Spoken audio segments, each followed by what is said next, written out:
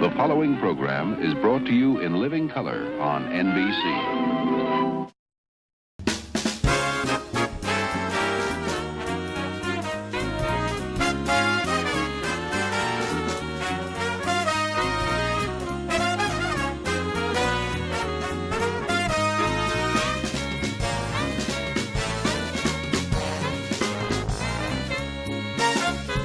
And now, here's Johnny.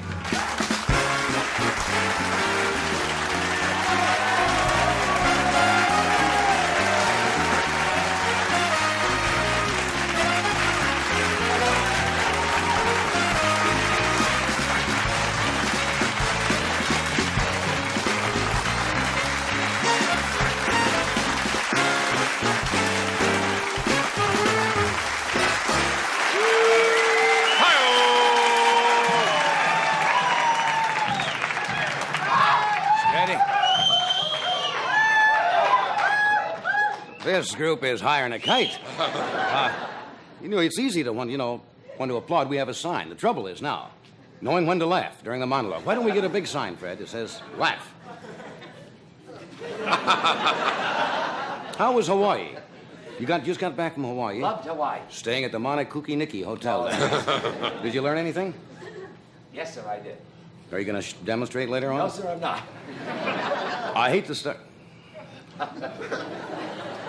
What is that you're wearing? I just thought I'd borrow Grandma's curtains and live a little bit. What's Grandma running around like this? I hate to start the show off with a sad note, but this weekend at the Lion Country Safari, Herbie the hippo passed away. They had an unusual eulogy. They had a parrot trained. The parrot gave the eulogy. Sounded just like Jessel. Said, I've known Herbie many years, one of the finest hippos. It was a great fun weekend. We're in a new studio tonight, and the laughs are not down here yet. Isn't this where Monty Hall used to... Yes. I expect to see giant carrots and people dressed like rabbits sitting out here. I had a great weekend. Watching television, I saw the Anderson tapes, and then I put on the 11 o'clock news and watched the Republican tapes. Have you been following that affair? Huh? The Watergate affair? The Republicans apparently bugged, several hours of Democratic meetings? And they got all those tapes, and all they heard were top Republicans or Democrats saying, what are we going to do?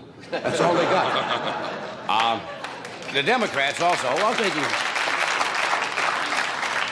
Democrats also tried to bug the place where the Republicans make all their big decisions, but it's hard getting to the boardroom of General Motors.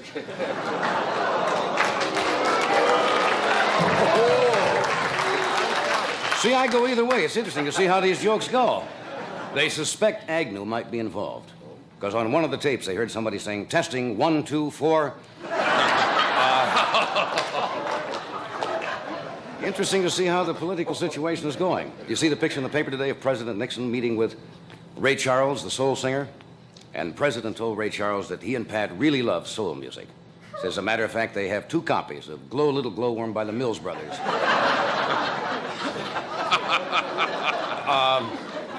You got a, something from, Fred came back with a sun rash? You call it a hickey from the sun, right? Actually, it's a hickey from the son of Don Ho, but we're not going to go into that. What else happened today? Did you know? This is a hostile group in here. In New York today, did you see this? The Central Park Zoo, Lulu, their gorilla, gave birth to a little baby gorilla. It's the first baby gorilla ever born in captivity in New York City. There's a scandal involved. They don't know who the father is. Okay. Well, I'm not going to keep you much longer. We got a good show tonight. This is a little unusual for us, isn't it? Yes. In here. Because Bob Hope is right next door, taping his show, and that's why we moved over here. Bob will be here. Dom DeLuise is with us. Peter Fonda. Most talented singer, Mr. John Denver. And what else we have? That's it. That's pretty good. What do you want? We'll be with you.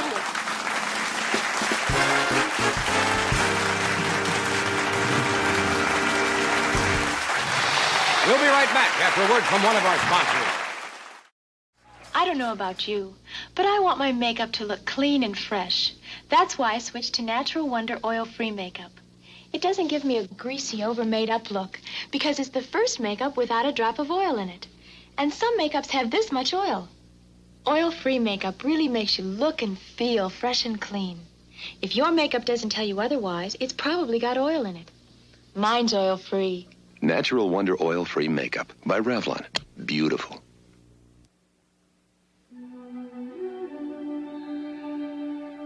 Wouldn't you like to get away for a few hours?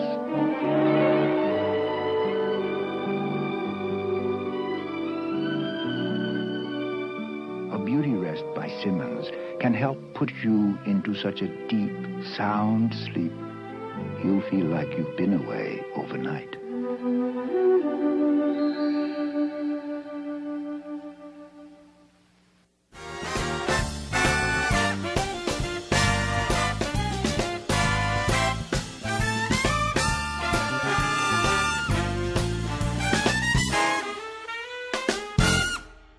Hello. We are back. Does it seem strange working in here? Seems a little strange. How about how close the audience is? They're right on our doorstep. Aren't we this close in the other studio? No, I don't think so. And also the lower angle makes it look like they're just all in our living room. Yeah, Bob Let's have a party. We're the same space. What? We're the same space. It seems strange. I don't know why. Doc is where he's supposed to be. I'm where I'm supposed to be. Anything to report? I was back in our town yesterday for the weekend. Were you back in New York? What were you doing? Great. Every Indian summer, I was rehearsing my show, my nightclub. Oh, yes. I had to go back and meet the troops, the band, hear the charts. It opens, I guess we 13th, can mention it, November the 13th in New York at the Masonette Room. at the Masonette Room of the St. Regis. I was there Saturday night to see Mel Torme, who's tearing them up down. It's a great room. It's a very intimate room. It's only 200 seats. Very nice. And you're going in there. Will huh? you be there opening night? If you want, I can't be there opening night. Why not? Well, yes, I can be there opening night. You said you didn't want me there opening night. Well, maybe. The acts sound pretty good. We'll see how it is as it gets closer. I don't want you there to get me psyched You out. told me you didn't want me there the other day. Well, I opening was night. a little worried. You have to have a little. I want to go opening night. All right, opening night. And just have a couple little drinks. Oh, before you go on. no, don't do that. And I want to sit in the back of the room. As soon as you walk out, I want to hear Temptation. No. I want to be one of those guys. Remember what Sing you- Melancholy Baby. Remember what you did that Now, night? what are you going to do if somebody does that? Remember what you did that night at the Copacabana to Paul Anka? He almost got out of the business. It was Jerry Vale. I did that, too. Jerry Vale? That was a Yeah. just silly night. Yes. A lot of Pretty comedians crazy there. night. But, Yes. Don't do that to me, please. I wouldn't do that to you. Yes. All right. What else have I got here? I'm going to tell you who we got on our anniversary show first, which is going to be October the 2nd. What day is that? Monday. Actually, October the 1st is our anniversary, but we couldn't be on the air October the 1st because it would be on Sunday. That's right. And the show isn't seen on Sunday. That's right. So Some places it is. Well, not the anniversary show. No. That'll be seen a month later in those places. When are we seen in Hawaii, Fred? 1 week after you do it. It's seen a week after we do it here. Why is that? They have to roll the tape over. Tape is taken over by Dingy. I didn't know that. Anyway, here October the 2nd, Governor Ronald Reagan will be with us. Jack Benny, Joey Bishop, George Burns, Sammy Davis Jr., Jerry Lewis, Don Rickles, Dan Roan, and Dean Martin. Wow. For openers. Well, that's all live. We're not going to do any film clips or anything. No. It will all be actually right here on our stage. All right. Do you have anything of note? You keep carrying books around. No, this is a copy of Los Angeles Magazine, and in it they have 25 things to do when you're bored. Well, everybody gets bored. Here's what they say. Have your portrait painted. That's one of the things they recommend. Thumb through excited this audience, doesn't it? Yes. Thumb through the encyclopedia in pursuit of new knowledge. Invent something. I'm not making these up. This is what this magazine says to do. Take a scenic bus tour of Los Angeles. I've never seen a bus in Los Angeles. If you can find the bus. Learn a new skill, take a night school course, take a tour of a factory or bakery. There are 25 of those? No, I'm not going to read them all, obviously, the way they're going. Start collecting something. Start collecting That's all it says. Old doorknobs. That's what it says. Now, who would want to collect old doorknobs? You might because of your dreaded fear. Well, that's a little-known phobia, and I don't want to talk about Tell it. them. That's- I mean, go ahead, because somebody out in the audience might have that same fear. Well- and you mentioning it would make them feel less It's embarrassed about it. nyctophobia is what it is, and most people don't know about Now, that. what is nyctophobia? It's a fear of backing into doorknobs. Most people don't know that. It's a... Now, I see you probably helped somebody out there. There may be other nyctophobeites out there. Well, it's just kind of weird. Go for a bicycle ride. Well, those Does that are cover not... it? About the 25, I guess, hits everything, doesn't it? Well, that's for just your average boredom. Now, when the boredom really sets in, Deep boredom. deep ennui, when you really have boredom, we have some more things here to do that they did not list in this magazine. This is when you're really bored. Punch a cop. You know, erase a zebra. Go to the beach, find a sleeping sunbather, and melt a chocolate bar in his stomach. No.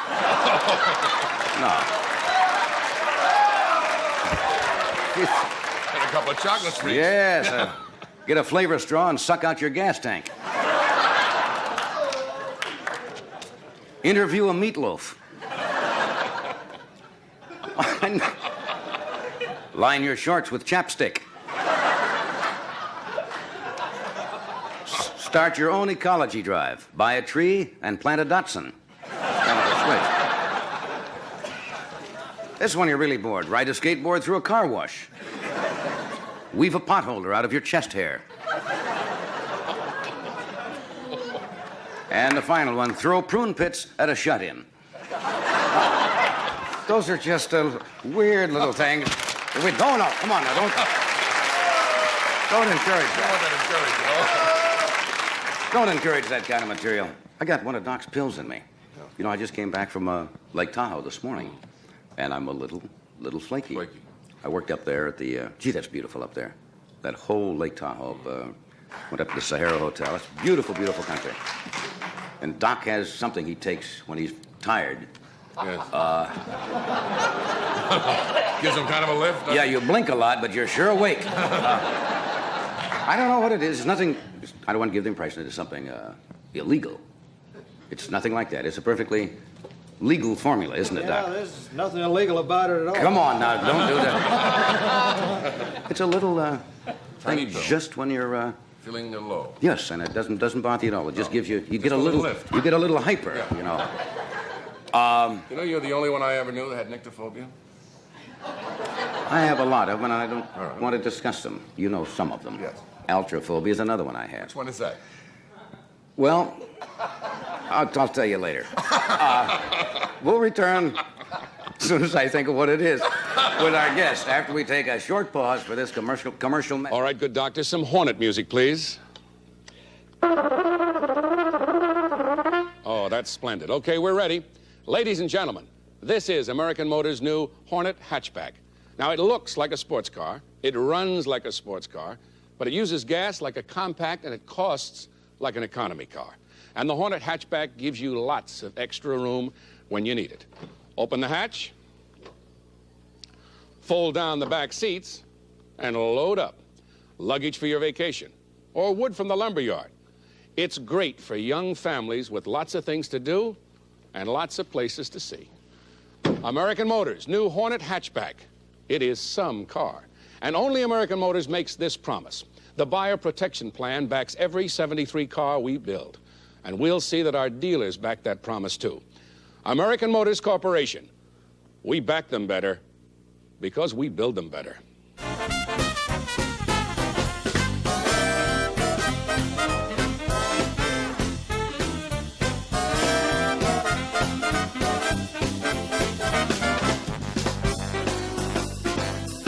You know, Bob Hope has been introduced so many times, it's difficult to think of something new way. What would you say about Bob Hope that's never been said?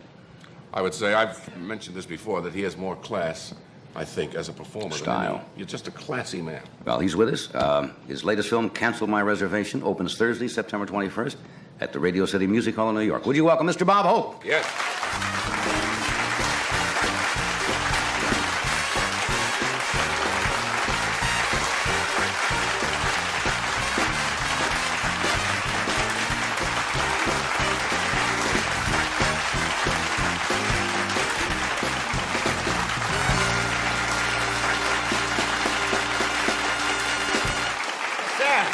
How are you? How are you?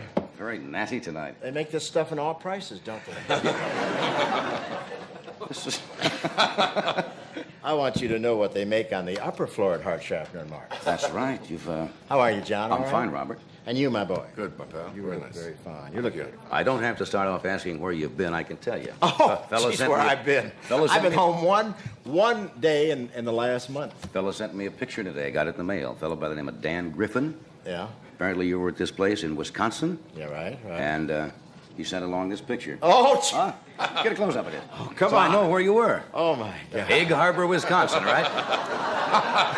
Isn't that awful? Advertising for Egg Harbor. Is that wild? Whereabouts is Egg Harbor? Egg Harbor is just up from Green Bay, and Right. it's right up from Green Bay to Sturgeon Bay and up there. And I want to tell you, it is too much. Yeah. It is too. Do you ever think I'd wind up at Egg Harbor? I know you do. Egg Harbor, Wisconsin. I was up there candling a few. He says That you, was something, I'll tell he you. quotes one of your lines here. What did he say? He said, you said Egg Harbor is so small, the local mafia chief is a Filipino. I do a lot of stuff out of town. No, but it's sensational. I wanted to find a place. We played the Duquesne, Illinois Fair, and I said, Right. and I had to go to Michigan Fair. So I said, where can I go?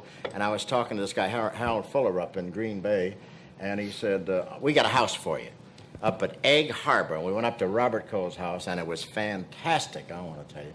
And it's great to get out all alone, you know. And that was like just a vacation, really. Nobody recognizes you, you know. I lasted about a half hour. Oh, God, it's terrible. Those trees don't applaud and the seagulls don't care. You know? All they're interested in is the bread. I think it's just, I can't stand it. If there hadn't been a star in my tent, I would have left right away. Really? Really. Egg Harbor. But Should the go there people sometime. up there are something else. They're just sensational. And we got to Sturgeon Bay, and we stopped at the supermarket to get some groceries, you know, and we were around there. And there was one old guy who looked at me and sort of thought he knew me, you know. And he sort of stalked me for about 15 minutes, and he finally walked over. He said, you couldn't be Bob Hope, could you? I said, I could be, but I don't want to be tonight. He said, I thought so.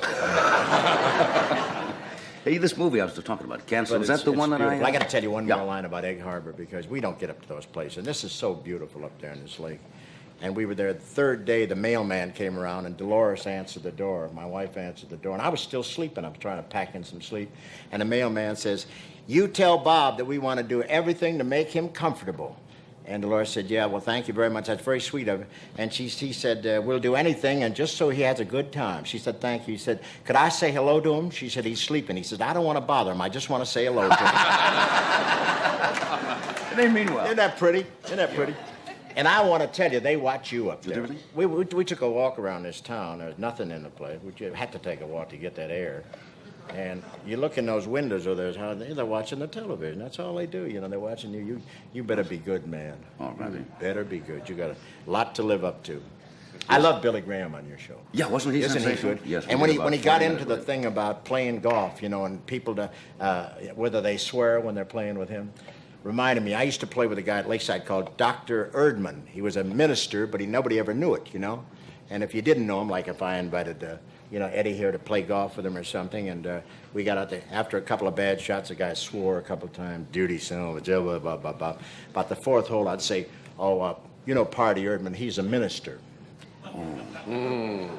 That's all. Ruin the guy's game for the rest of the day.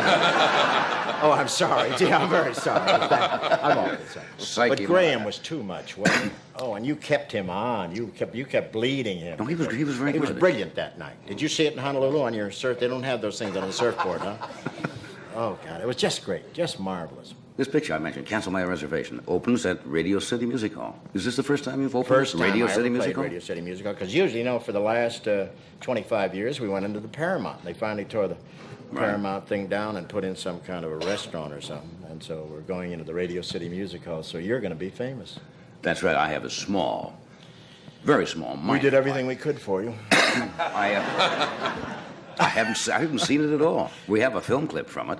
Do we want to show it, Bobby? We got it racked up. Really? You'll have to watch the monitors here in the studio, and I don't think Bob has even seen this piece of film. But I don't know what let's you're roll it doing. and take a look. This is from Cancel My Reservation. Yeah, yeah.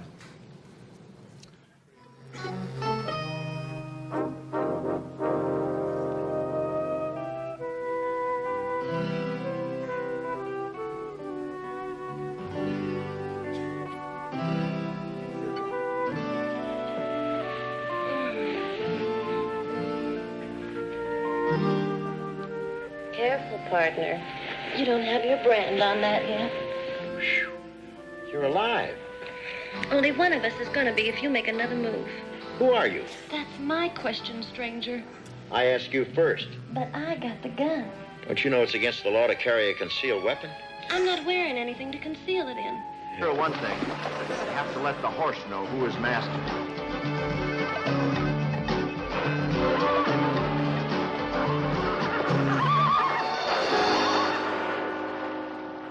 Obviously, this horse knows.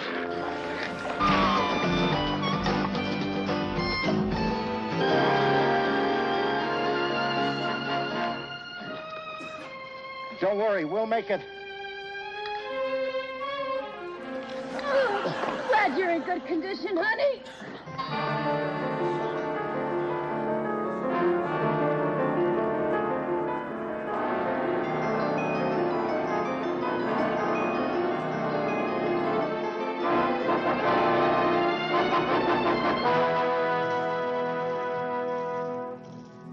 Stop at the first insurance machine, will you?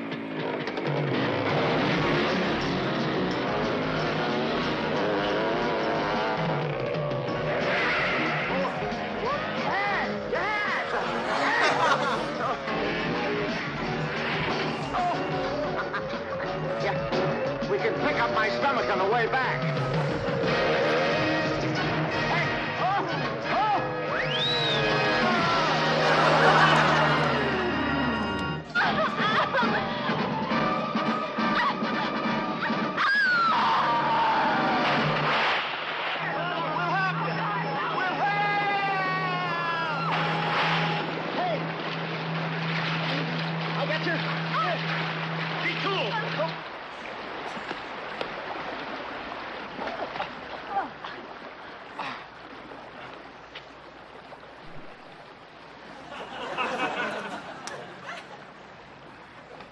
Dan, what are you doing? I'm giving her mouth-to-mouth resuscitation. That's okay, thanks. Anytime. All I want is a fair trial. If it ever comes to trial, you know, the people in this town are mighty sore. Mob rule may prevail. Mob rule? Isn't there any justice? Poor fella, he'll do anything to win an Oscar.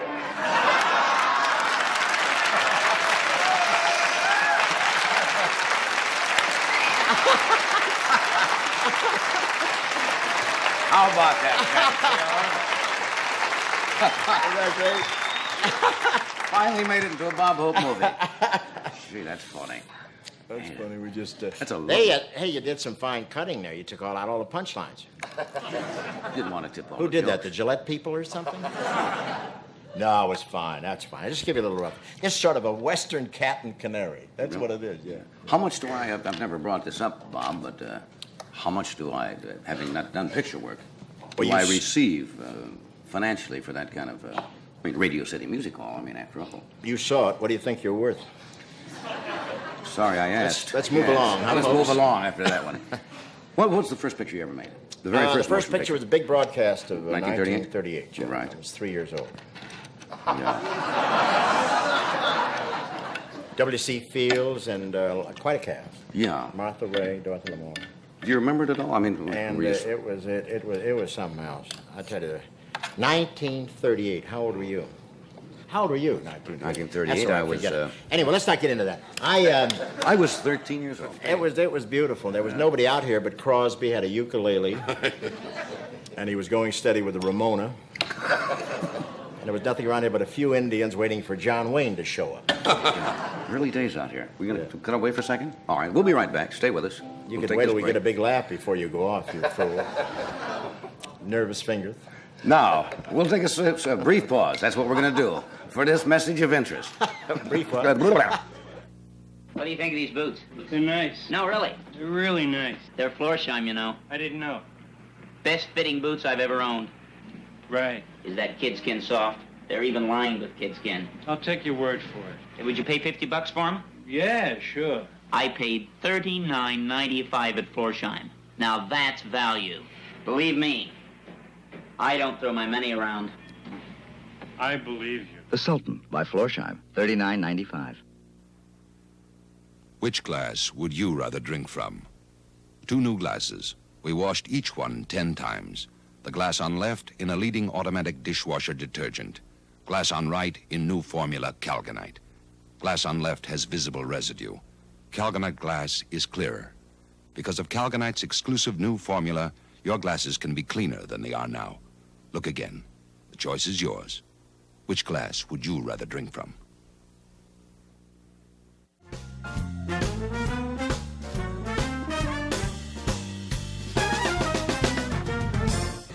Bob just asked me, he said, what we're doing in the studio.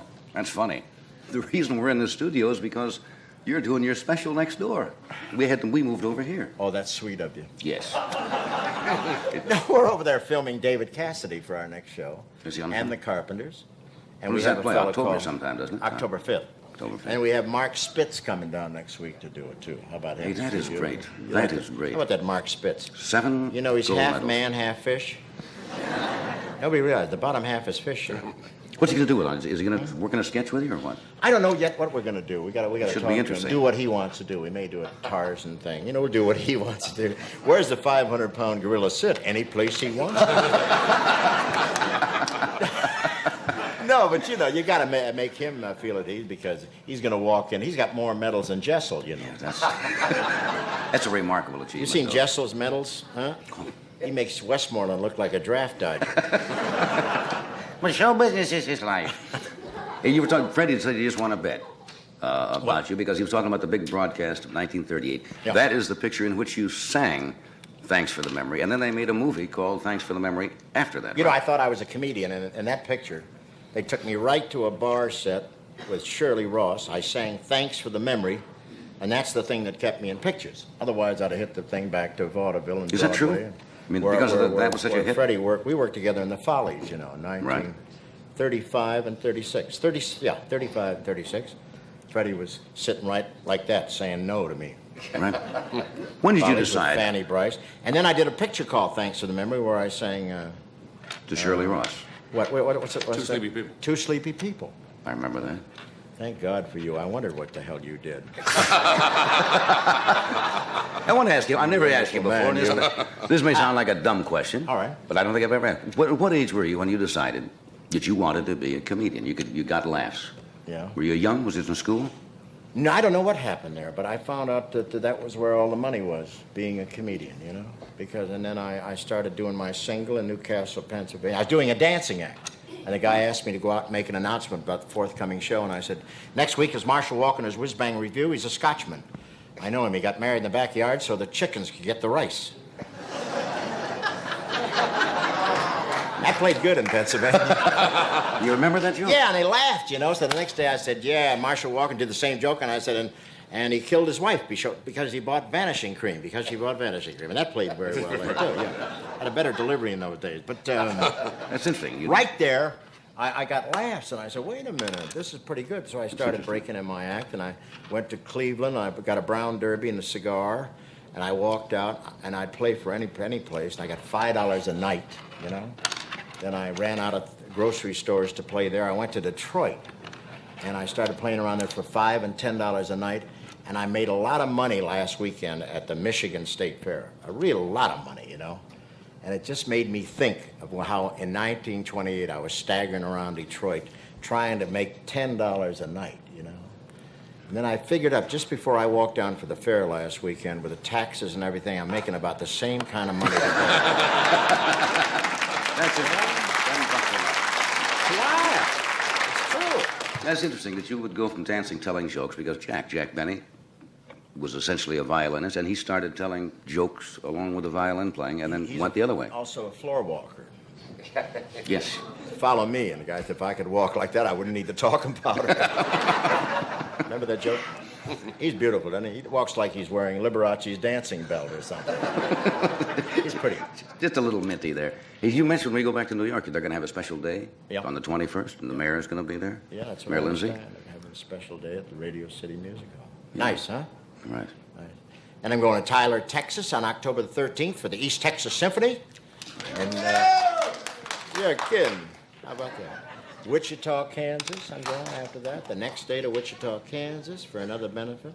How do you manage to keep up with it? People ask you this all the time. It's incredible. About my age. I just keep staggering forward. But I tell you, I have so much fun and so many laughs, doing these shows. You do too. You go out. I like to do it. I just was up and at Lake Tahoe. It's therapy. When you get laughs, I think it's therapy.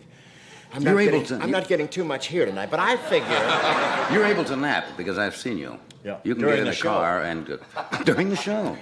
No, you can get in a car on the way to the airport and catch. I can't. And go to sleep. I relax pretty good. As long as they pay, I relax pretty good. And you're going to be gone on October the 1st or 2nd. I think you said you're in Georgia or something, so you can't be with us on our anniversary. Right. And I wish I could be. I'm going to be in Macon, Georgia. Another big benefit for local citizens thing there. And I'm going to be in the University of Missouri on the next day. And that all? 30th of September. But if you want me, I could send you an 8x10 glossy or something. Got this one from Egg Harbor here. Hey, I thank you for coming. I know you got to run. Thank you. Always a pleasure. Thank We'll see you. John. We'll see you soon. Thank you, Bob.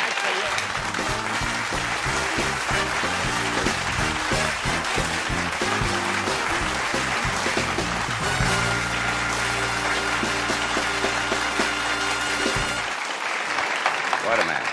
What an incredible schedule. It still amazes me. No matter how many times he tells me, but like every single day, he is appearing somewhere. Doing some. Next time we get him back, we're going to give him... he was a pretty fair dancer. He's a pretty fair hoofer. We'll get him up next time. Maybe we can learn a few steps. We do this first, then Dom DeLuise will join us. You ever found a latex wall paint that cleans like enamel? Well, here... They've gone. Home. Home at last from Bull Run, Petersburg, Shiloh, and defeat. General Pierre Beauregard, the Napoleon in gray, came home to New Orleans, grieving for his lost dreams. Sears recently painted his house with new Easy Living paint, a beautifully elegant new flat latex that complements the walls of the most gracious homes. But that's not the only reason Sears used Easy Living paint. Day in and day out, tourists leave fingerprints on the walls and woodwork. Ordinary household dirt does not penetrate this incredibly tough surface. Marks wash right off. And that's what's so remarkable about Easy Living paint. Use Easy Living paint for easier living from front hall to kitchen, in every room, on every surface that you touch. Easy Living paint, Sears' best and Sears' first flat latex that cleans like enamel. Designed for great American homes, like yours.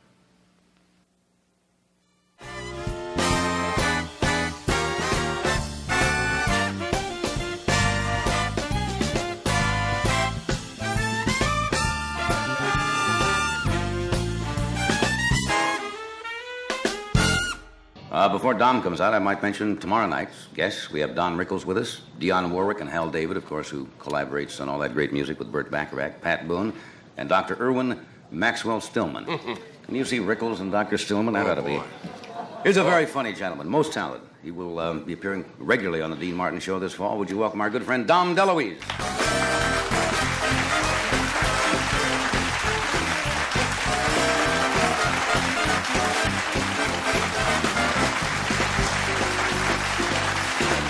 America. Wonderful to be back. They like you. Oh, they're good. You tell People that? are nice, yeah. I'm very lucky. Is this wood? Everything is full, Michael. You can't knock on wood anymore. You notice that? It's all here. Something, you know. Are you superstitious? Oh, no, but you got to be careful. Listen, if there's a ladder and a nun and a black cat, I stop right away. You know, when I say, I don't go under a ladder on purpose. I'm careful. I had a cousin who said if you see two nuns, you got to go the other way. I've never heard that before. No, well, my cousin, he was Cousin weird. You have to weird. be careful. He used to bet on the horses all the time. He said, I almost made $1,000 today.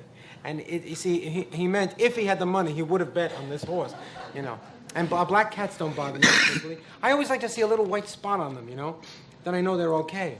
Then you do have But I'm to. not superstitious. Of course you are. Everybody says that. Somebody says you shouldn't put shoes on the table in a dressing room. Why take a chance? Shoes on the table? No, I've never heard that one. I've heard of the hat on the bed. Well, hat on the bed. See, I don't work that room so much.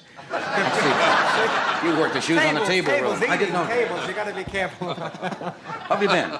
I've been terrific. I've been working great. a lot on the Dean Martin Show, and I've had a wonderful time because you meet people like who you were talking about, Jack Benny. That's right. Now, I've admired him for years, and I met him a few times, but I had... Are you all right? Excuse me, I'm fine. But I had a whole week with him. And boy, he's terrific, you know? You know what I mean? Sure. He's incredible, man. I mean, he's incredible because he's enthusiastic about life and, you know, and about his jokes and stuff. I really admire him, you know? My hat came off to him before, but it's really, you know, I really... It's amazing talent. Yeah. And boy, was he funny. I mean, I'm talking about really funny so that you would cry a little, you know? Yeah. Yeah, really, really good. Was he one of your idols when you were growing up? He was, yes. Jack was one of mine. Sure, why not? I used to listen to the radio to him, you know, his vault, you know. I would listen on Saturday. Radio is very deceiving, you see. When I was a kid, on Saturday, we'd listen to the radio, and I'd see the Frog Prince, Let's Pretend, and he'd become the prince, and you know, I'd see all that stuff. And then one day, my cousin took me down, and I saw this show, and they're standing in front of a microphone. Yeah. Oh, no, don't do it. You know, ribbit. And I went, that's it? So disappointed. Then television came, and I liked it. You know, takes all the fun away, doesn't it? You could see all the mistakes they made. You remember Lights Out on radio? That Lights great Out. show The Witch's they had? Tale, I remember that. No, they used to have one called Lights Out. Everybody was late at night, and they did these wild, incredible things. Like you know, doors creaking. Driving a stake into somebody's heart. But sound effect-wise, it would absolutely drive you crazy on radio. You can hardly duplicate that on television. No, you can't do that anymore. I've been listening to radio as I drive home on Sunday night. You can hear the Green Hornet and different stories. And the Green Hornet is on? Didn't you know? Yeah. Well, no. You keep going to Vegas and making money. I didn't know the Green Hornet was back Yeah, well, on it's radio. on Sunday night. Oh, maybe only my car gets it, but in any case, but I hear a it. wild car there. And I like it, and I think, oh, it's interesting. But is that Cato? Cato is there, right? I didn't know that. Did The Shadow. The Shadow do. Right. Right. But they kept saying, I'll tell you what my plan is, and the music would go, and he'd say, Inspector, here's my plan. He says, Cato, here's what I plan to do. You know, it was terrible. Really terrible. Did you ever send away as a kid? For everything. For all the premiums? I have all the buttons and the whistles and the thing you put up the nose and nobody will know that you're... What is that? Hold it. What? Well, that was... I mean, the long ranger ring. You know, in case you're in trouble, you blew it. Woo! Like that, you know. And Tonto would come, give you a little...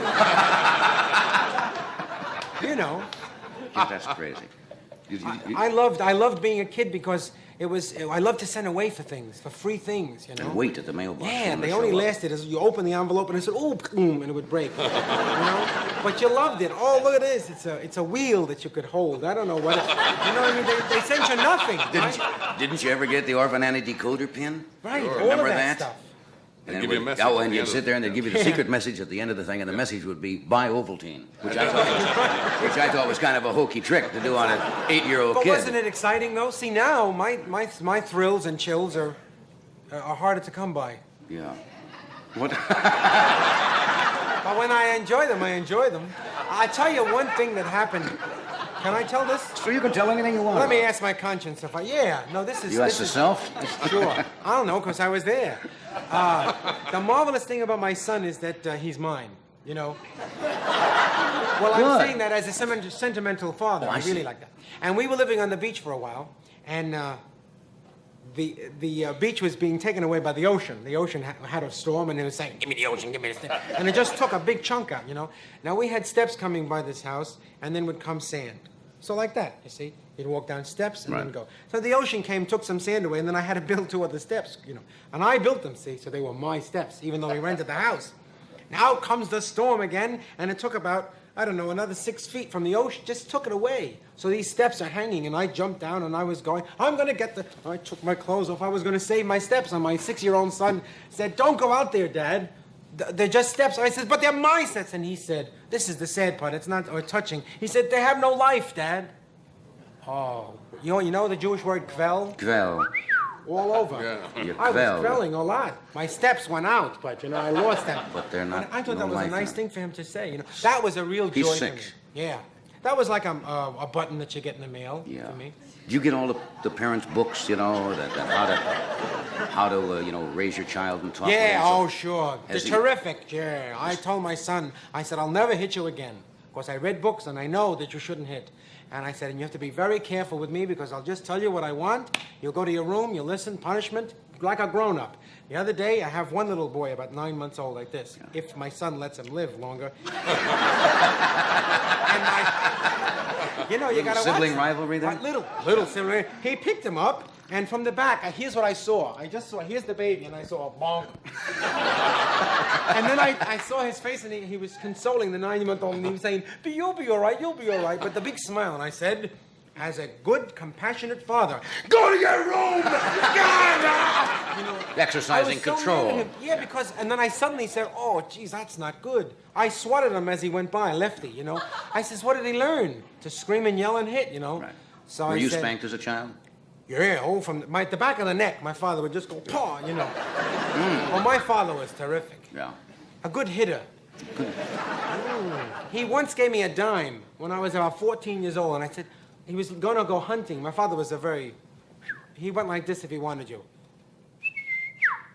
No matter where you were, even if you were making love, you would drop your girl and go. He wanted you then, And anyway, he gave me a dime when I was...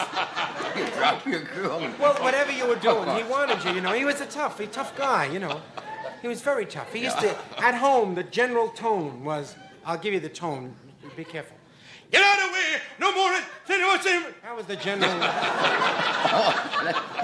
I was eating like this all the time. At the dinner table, it was just, I never see nothing like in my life.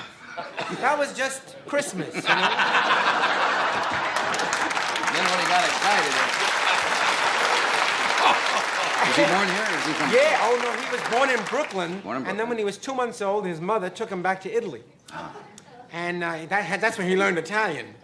He didn't learn English very well, but he would say, instead of breakfast, he would say breakfast. Breakfast. Yeah. And there's a couple of words he used to say. I guess, can you say Jesus Christ on television? Well, this is telling a story. You may have to bleep this whole thing. Shall I take a chance? Yeah. Okay. He would say, instead of... Are you nervous? No. Well, sometimes when people swear, they say, Jesus Christ. They do say that. You know that. Yes. And that's the truth. Okay. Almighty, they say that whole thing together, angrily. Okay? Then they also say, for crying out loud. And my father took these two expressions, and they came out when he was angry. For crying level almighty! Just took the best of both. That's right. You just took just put them together. For crying level almighty. And then I'd say, that must be bad. That must be bad. But he left out the good parts, the part. I don't think taking the Lord's name in vain, if you want to do that. I don't want to make any enemies, but I tell you that as a humorous anecdote. Anyway, I'll tell you this. I know you have to go to a spot. No, we don't. But when he was 12 years old, when I was 12 years old, he was going hunting, and he gave me a dime. I couldn't believe it. I said, a dime? He woke me up at 5 o'clock in the morning. He said, here's a dime. And I was so touched. He had tears in his eyes. He missed me. I thought, he loves me. The man who says, yeah, for crying level almighty. Love me. I took the dime, and I put a pencil mark on it, and I still have that dime. Is that right? Yeah, because he never gave me a dime. Usually he gave me this, paw, in the kidney. Oh. But he was a sweet man. He turned out to be like a lion later. Do you have a minute? Certainly. Do you charge much? No, I'm all right now. I loved him as he got older. I loved him very much because I realized that he did what he thought was right. Right. And he was a sweet, dear, wonderful man, and we loved each other very much. Fortunately, he got to be very old, and we got to be really good friends. I would yell back at him louder, and that would make him laugh a lot. Yeah, I'd yell a lot. You can go now. It's okay. Come back. And now Ed is going to show you how tasty. Wrong. It's all right. How tasty, but I'm very sentimental. How twisty? How twisty? How twisty? Now, a grown man. How can a breakfast cereal be twisty? Well, it's twisty and it's tasty, and it's only 240 calories. Tasty is right, John, because for less than 240 calories, you can get the Special K breakfast. It really is special because you get a 1-ounce serving of delicious Special K, America's favorite high-protein cereal, plus some skim milk and some sugar, a glass of refreshing orange juice or tomato juice, and a cup of hot coffee. So start your weight control program right with the right kind of breakfast, the Special K breakfast. Less than 240 calories, 99% fat-free. It is 100% delicious. America's waking up to a great breakfast idea. Frosted mini wheats from Kellogg's. Oh, they're grand and glorious cereals.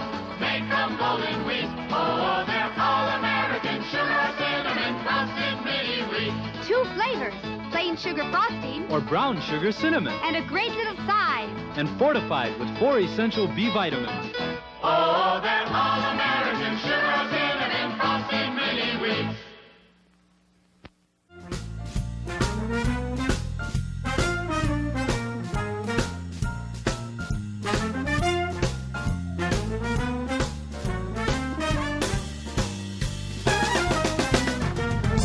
Welcome back. We're talking with Dom DeLuise and the I didn't problem. know that. Hmm?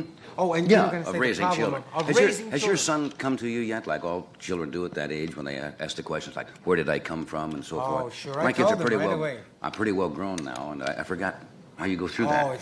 it's really tough. I don't try. I get expert advice. See, I see an analyst. I'll tell you that right now. Not that I need it, but you never know if you're going to have a breakdown. You know, you got a telephone number ready. You know, and I must say that I get a lot of help about how to relate to my wife better, because we're getting better and better. Really, I have to tell you that, hon. It's wonderful. I mean, it's nice to be friends with your wife. It takes a lot of work, you know. Certainly and, you know, does. and you got to say. It does. Well, you know, because it's hard to be friends with her and still work. Look, here's what I'm saying. Anyway, I'm breaking my heart doing it. Over you. And from time to time, my son will want to know how babies are made, you know. So we got a book, and it says how babies are made, and you say innocent little things like mommy and daddy lie close together, and we plant a seed, and then comes a baby, you know. And then you just give them a little information, and you don't get all that they can really too graphic, assimilate, because right. you don't want him to to get nervous when he's only 6 years old. Well, there's a famous story, you know, that shows that parents can over-explain sometimes. The kid goes to his mother and says, "Mommy, where did I come from?" And the mother sits down and goes through the very detailed thing about the egg and so forth and so on, and the uterus and so forth. And after she got through, the kid says, "No, Billy across the street came from Detroit. Where did I come from?"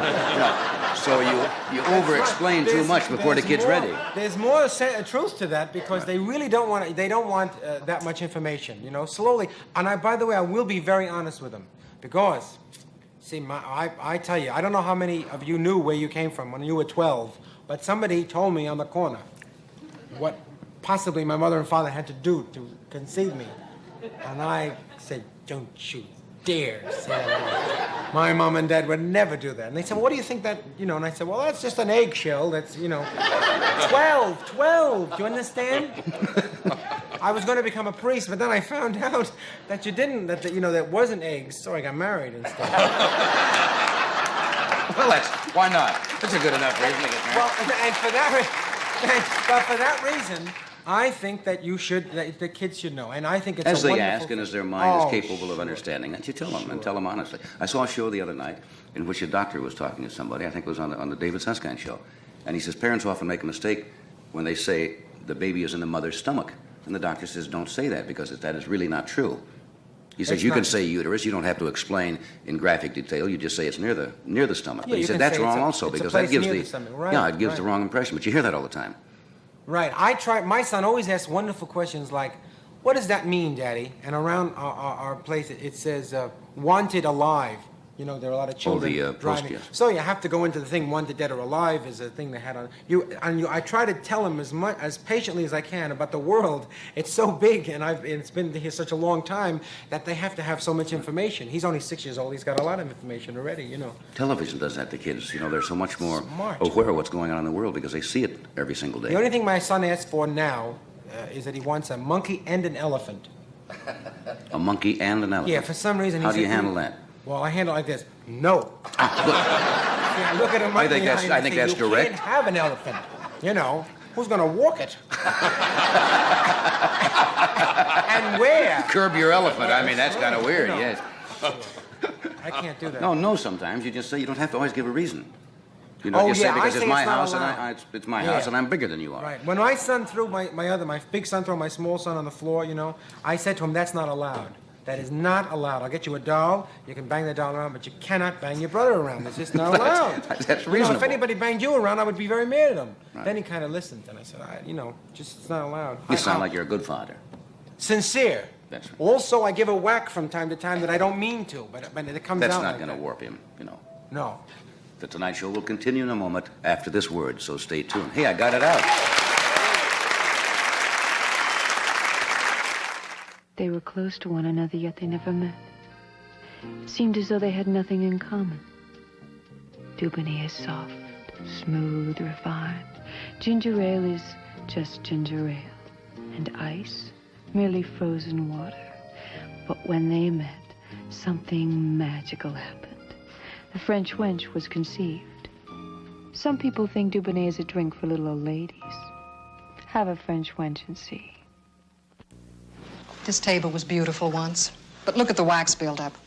And you can't remove old wax with still more wax. Now, watch Scott's Liquid Gold go to work. Looks terrible, but Liquid Gold is dissolving the blotchy layers of wax, restoring the wood to its natural beauty. For heavier wax buildup, leave Liquid Gold on overnight, then wipe dry. Liquid Gold absorbs into the wood, leaving only the natural finish. Scott's Liquid Gold. Either way, liquid or spray, there's nothing else like it.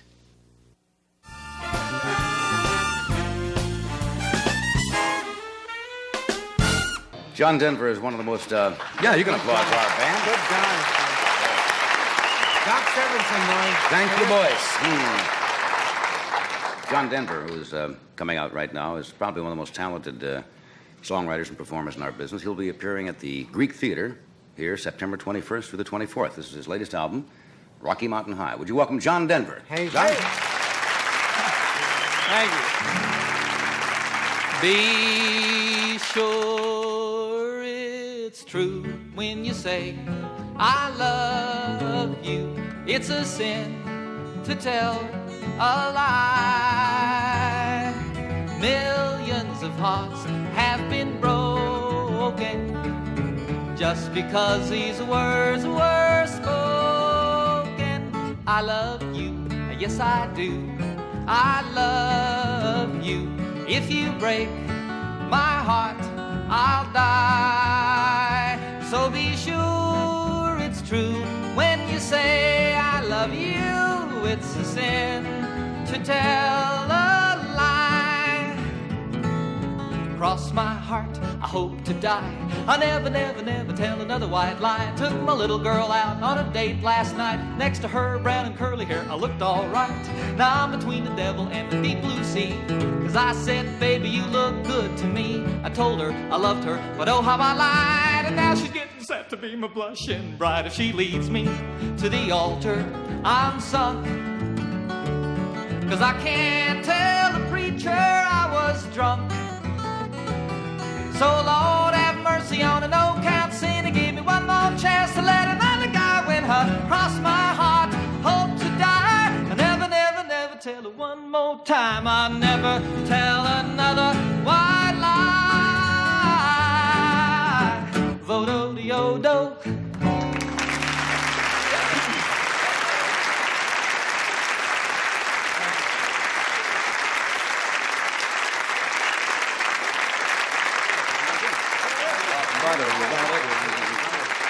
How have you been?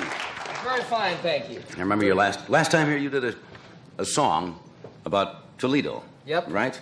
We heard from a few people from Toledo. It was kind of a good-natured rib at the town, right? Oh, yeah, as a satirical kind of song. And as a matter of fact, about a week after I did that on your show here, we did a concert at Blossom Music Center in Cleveland, Ohio. And there were a lot of people from Toledo in the audience. What were some of those lyrics in that song? Saturday night in Toledo, Ohio was like being nowhere at all. And it goes on from there. But they didn't storm the stage? No, as a matter of fact, that was just about my most requested song that night. Yeah. I had a song I was going to do for you tonight called Forest Lawn. I saw my producer go, Yeah. What I is noticed. I beg your pardon. No, that's all right. They didn't want you to do it, I assume? Well, I guess it's a little touchy. I've done it on television a couple of times and did it on an album. And thought, I've always wanted, if I ever got the chance to do your show, to do that song. But I think it's a little bit... We talked to some people, they got the lyrics and everything, and I beg your pardon, you guys. Well... No, that's what we're looking for, controversy. It's okay. People get uptight about it. Oh, they do. Well, you have to watch things like that, Like I'm sure in the interest of you people especially, I understand they're a little touchy, and you have to watch what you do on television. Yeah, you really do. We got into trouble once before, I don't know if I mentioned this last time, when we did the I Was Not a Nazi polka, when I was with the Mitchell Trio. Yes. Who writes your songs? Well, see, There's just a couple of things. I used to be a part of a group that was known sort of for the satirical material they did. And we're really the only people that are doing college concerts, for those audiences that are doing that kind of material. And so it's something that since I've been on my own, I've tried to retain. And I think you're doing a good job. Well, it goes over great for those audiences. Sure. And sometimes you get into trouble, but it's all in fun. I've been in trouble myself. It's okay. Did you get followed by the groupies like a lot of the young stars do, the pop stars, or the rock stars that follow them around all over? No, I really don't have any problems with that. I think my musicians sometimes are a little disgusted with me for that. I write so many songs about my wife, Annie, Goodbye Again, which I did last time here, and Leaving on a Jet Plane and stuff, and they leave me alone. I think they feel that they realize I'm pretty comfortable at home. Somebody asked me to ask you about an experience you had. I don't know whether they're putting me on something that happened during your honeymoon. Yeah, God, I'll never live this down. Ann and I got married about 5.5 years ago, and we went out to Phoenix, Arizona for our honeymoon. We were at a trailer camp where her grandparents had stayed, an old people's... retirement village type of place? Yeah, exactly. And while we were there one night, I'd gone out to see some friends and ended up doing a little guest set at a nightclub out there, and Annie was feeling kind of poorly. And I started getting worried about her, and asked her if she wanted to go home. No, she didn't want to. And so the evening progressed, and finally she did feel bad enough that we took her home. And as she kept getting worse and worse, and we'd been married like 2 or 3 days, and I was getting very concerned. We went by the hospital. I said, "Now listen, kid, you want me to take you in?" She says, "No." So we went on. We got to the trailer and went to bed, and she couldn't even undress. She couldn't lie down, And I said, "Okay, that's it. I'm taking you to the doctor." So we called the emergency room, went there. They couldn't figure out what it was. They gave her some pain pills and decided that they would set up an appointment to see a doctor the next morning, which we did. Went to see the doctor, went through this whole thing, and Annie was in there, it seemed like years, And pretty soon she came out and wouldn't tell me anything, just pay the bill, we'll go. And I was getting nervous, and we got outside. I said, "Well, now, what's the matter?" She says, "Well, I was in there, and the doctor was examining me. There was a nurse standing there, and he says, 'What are you doing in Phoenix, Annie?' She says, 'Well, we just got married, been married a couple of days, and we're having our honeymoon here.' She says, 'Oh, is that right? How long did you say you've been married?' 'Just 2 days.' Well, Annie, I'll be honest with you, I think this lovemaking has gotten a bit much for you. I think your husband's cracked your rib."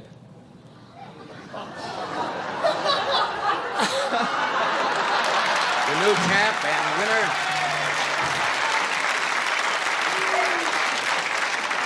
Oh, it was nothing. You tiger, you. Huh? Well, She's walking around with a cracked rib and didn't know it. Yeah. And of course, she was embarrassed to death. The nurse was standing there giggling, and... You were standing there going, yeah. Sure. I mean, I started bragging to people. Maybe you're doing it wrong.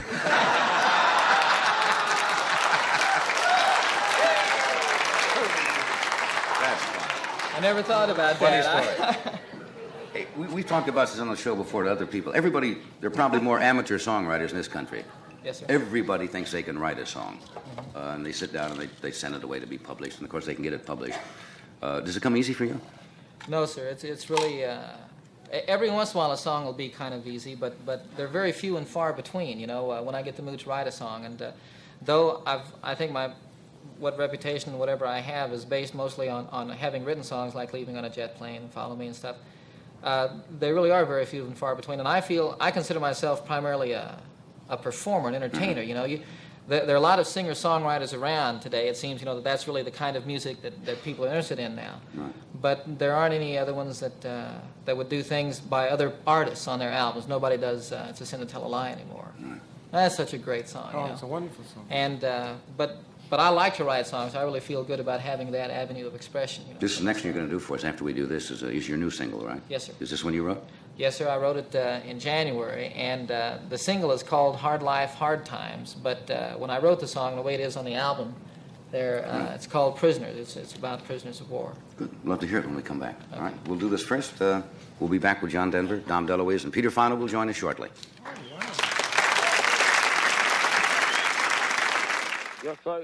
I am Luis Reyes. This is my family. I have a farm in Cibao, the finest land for growing cigar tobacco in all of Santo Domingo. Dutch masters buys my tobacco for their cigars. They buy other mild, expensive tobaccos too, from Colombia, Brazil, Puerto Rico. But to me it is most important that Dutch masters buy my tobacco. If they buy my tobacco, they must make a very good cigar. This is a capsule of vitamin E. Many things have been said about it, but one fact has recently been proven.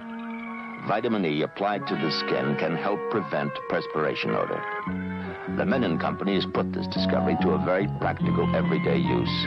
Menon E, an effective family deodorant that is kind to the body. It's called Menon E because it's made with vitamin E. Menon E, a new era in deodorant protection.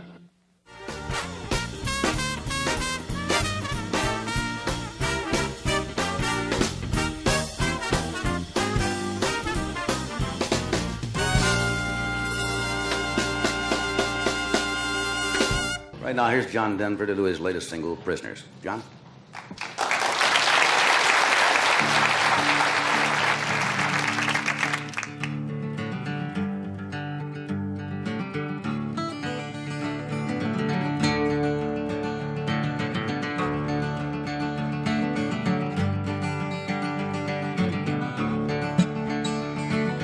Josie works a counter at the downtown 5 and dime, anything at all to help her pass the time.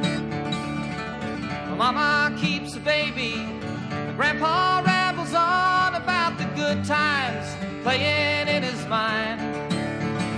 It's a hard life living when you're lonely.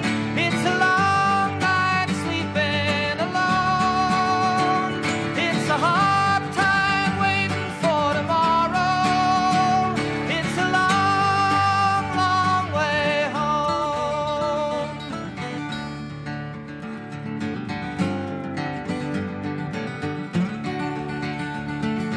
Josie spends the evening with the people on the pages of the paperback she picked up at the store. Or sometimes it's a TV, but she'll try to write a letter. Whoa, they don't come too often anymore. It's a hard life living when you're lonely.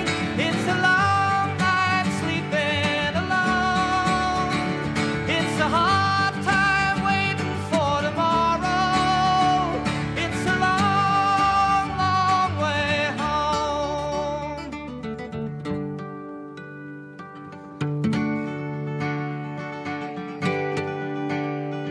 I stare at the gray walls before me, and I see her face in the stone. And I try to imagine our baby.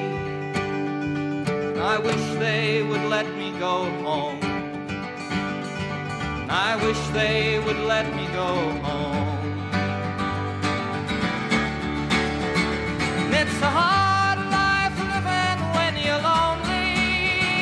It's a long night sleeping alone. It's a hard time waiting for tomorrow. It's a long, long way home. It's a long, long way home. Bring me and the other boys home. Bring me and the other boys home.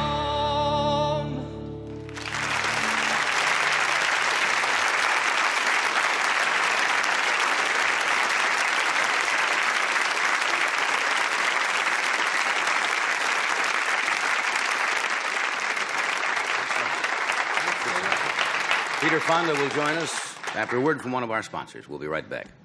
That's a good song. Yeah, thank you.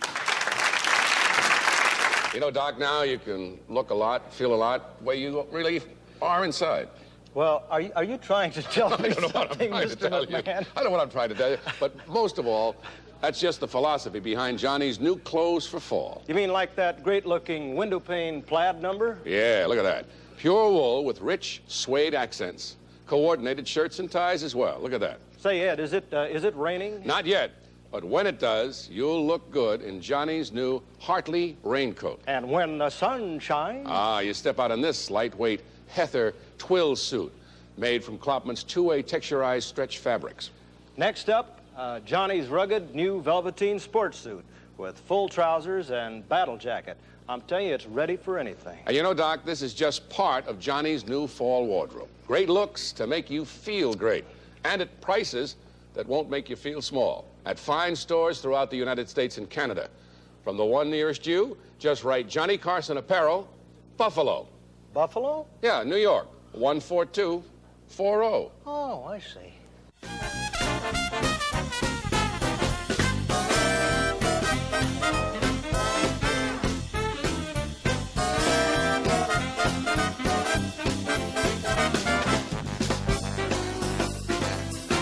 Last week we got a little behind time on our show because we had Reverend Billy Graham on, and Peter Fonda was nice enough to give Reverend Graham his time and said he could come back with us tonight. He's a most talented young man, as an actor, a producer, and a director, and he will soon be appearing in the new Robert Wise film, Two People. Would you welcome, please, Peter Fonda?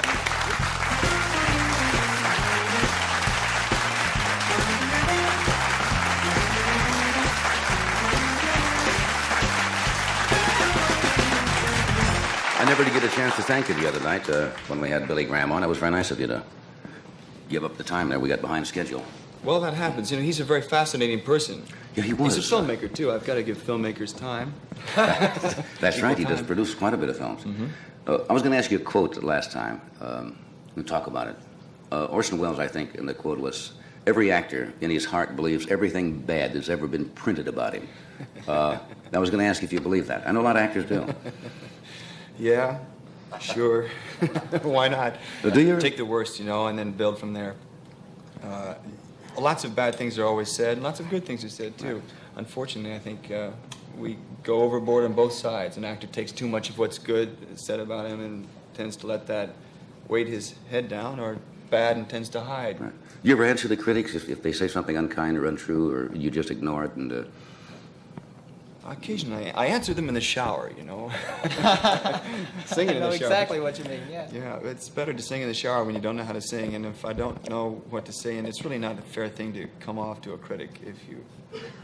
Maybe it is. It's a problem. One wants to stand up and defend one's works always, you know. Right.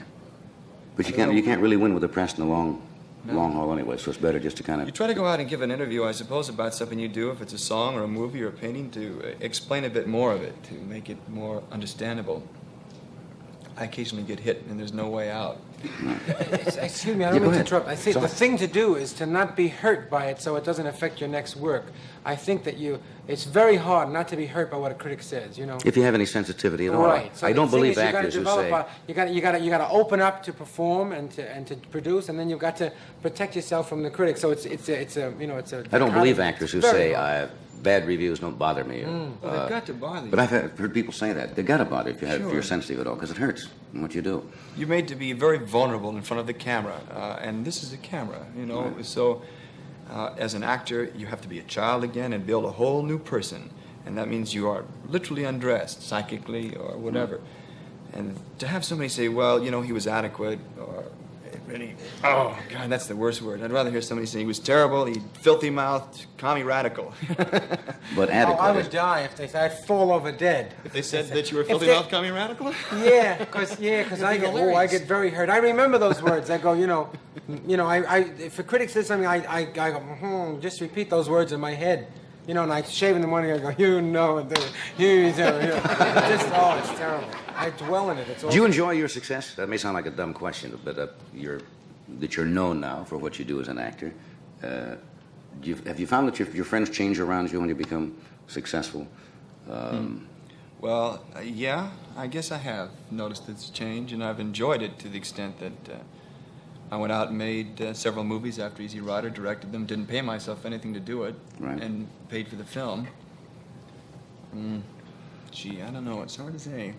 Do you enjoy the fame itself? I mean, the money that goes along with it, or does that... That's got to be relative. Having traveled around the world, seeing what different monies are, and understanding what money is, to try to have that as a standard of one's worth or interest, it's a bum thing. Oh, I've got a boat, you know. I enjoy that's where you enjoy going, isn't it? Do you enjoy singing? You see, yeah. You get to perform.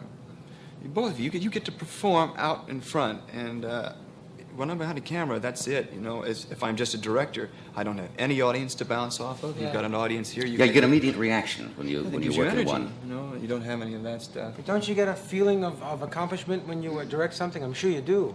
The Yes. product is there. Go pick up that rock and move it across there. Right. Why? Never mind why. Move the rock.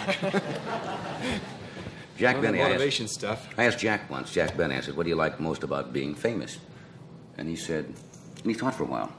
He said, "Not having to stand in line at an airport." In other words, it was a little fact that the little services he would get of being a celebrity, and that's the whole thing to him, was that he didn't have to stand in line at an airport. That embarrasses me, though. Does it when If other people are tries waiting? to do that to me, I get embarrassed. I can't handle that scene at all. In other words, if Because they I get come- embarrassed when I walk out and somebody's, oh, look at that. And I think, God, I spilled something on my shirt. I don't know how to handle it, really. But I can handle it as long as there's a camera or a director or something else hand me. You're protected at that moment of vulnerability. When the critics hit you, that's another thing we've talked about. Have you ever thought about performing live or doing anything like that on stage? I started that way, yeah. I did like 200 or 300 performances on stage and then did a Broadway show called Blood, Sweat, and Stanley Pool. Yeah. That's the first time I did your show. Yeah, David Merrick, I think, once said about actors, he said all actors are children or Thank God. childlike and so forth, which really is probably true. Yeah. Uninhibited, and the more childlike I think actors are, or inquiring, the better they are at times. It's hard to think of John Wayne as a child. Yes. You know. Very large child. He's one of the big ones, you know. Huh? Big much child. But he's very open and honest in his films. There's something very open and honest about Duke's work. You know, I don't know what I should call him, Mr. Wayne, I guess, sir. You know, but he's very open. You know, and that's what your work is marvelous when you perform. It's great. It's worth all the trouble you go through. You see, because we're getting something from your performance that's wonderful. I'm sorry, you could suffer. It's okay, as far as I'm concerned. I think talent has to suffer a little bit.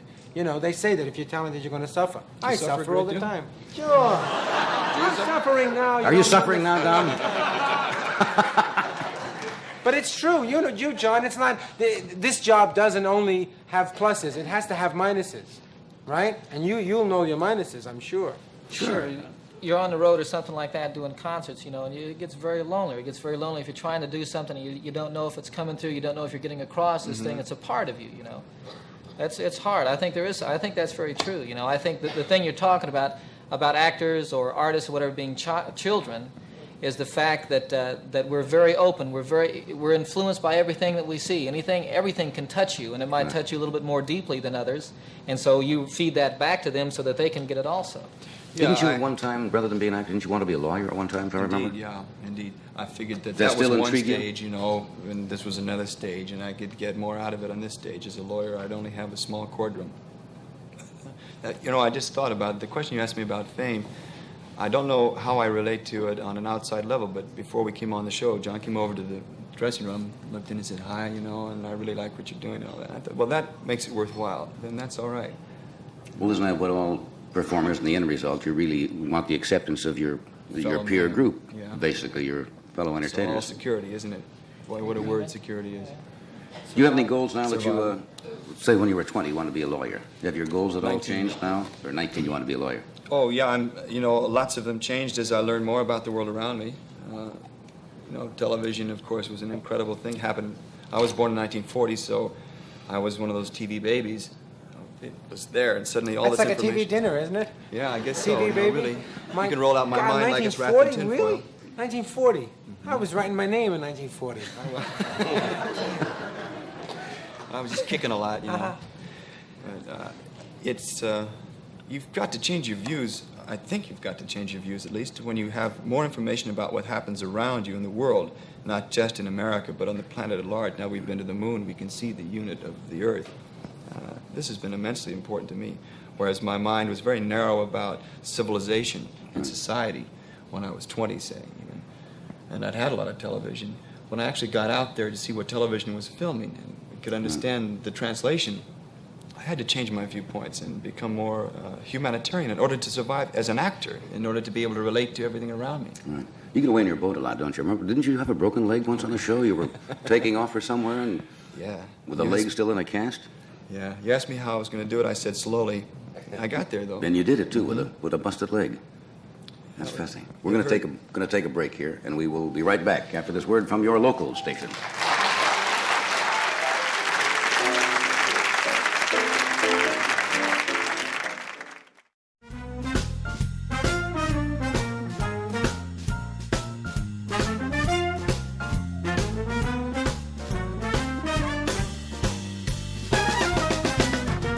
We're back. We have about a minute here. The Robert Weiss film I mentioned, 2 people. When does this open? I don't know when Bob wants to open it. I think probably after December because of all the glut of motion pictures it tries to compete for the Oscar. That's right. They do that, don't they? They have to get them in a Dump certain it out year. By the 12th or something, the 15th of December. Well, that's the way it works. I see. In other words, if your picture comes out after the first year, then it's up for the award in the following year. Mm-hmm. I wish you good luck with it. I hope it's a good picture. Thank you. I hope so, too. John, where are you headed for? We have the Greek Theater this weekend. That's right. And then Carnegie Hall in New York the 30th. Carnegie Hall? Right. Yeah. You ever play Carnegie Hall? Freaks me out, I'll tell you. Little country boy playing Carnegie Hall. Yeah, I'm flying my folks up from Denver and my wife's folks. And, Okay, that's great. Thank you. I'll be appearing in my living room. Don will be in his living room immediately following the show. Tomorrow night, Don Rickles, Dionne Warwick, and Hal David, Pat Boone, and Dr. Still. Thank you. Good night.